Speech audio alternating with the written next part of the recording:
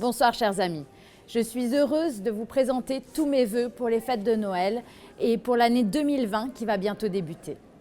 Je le fais depuis cette ville de Strasbourg où se trouve le siège du Parlement européen, mais aussi et surtout où se trouve le plus beau marché de Noël de France. Car les fêtes de Noël sont un symbole pour nous Français. C'est une période synonyme de solidarité, de chaleur humaine, d'amour et d'espoir. Une période dont nous avons tous besoin.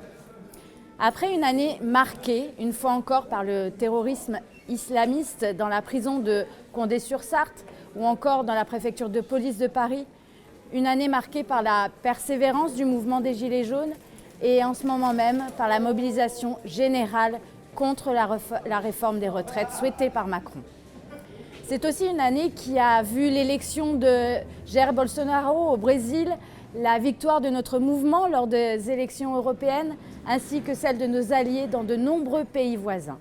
Et enfin, il y a quelques jours, la victoire de Boris Johnson au Royaume-Uni, confirmant ainsi la volonté du peuple d'acter définitivement le Brexit.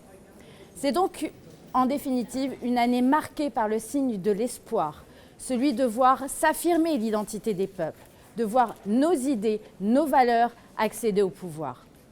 2020 sera notre année, chers amis. Les élections municipales, nous les confirmerons et nous porterons à l'orée du pouvoir. L'espoir est une mémoire qui désire. C'est sur cette citation d'Honoré de Balzac que je vous adresse mes vœux les plus sincères et que je renouvelle mon engagement envers vous. Celui de défendre notre identité et notre mémoire qui porte l'espoir d'un avenir meilleur.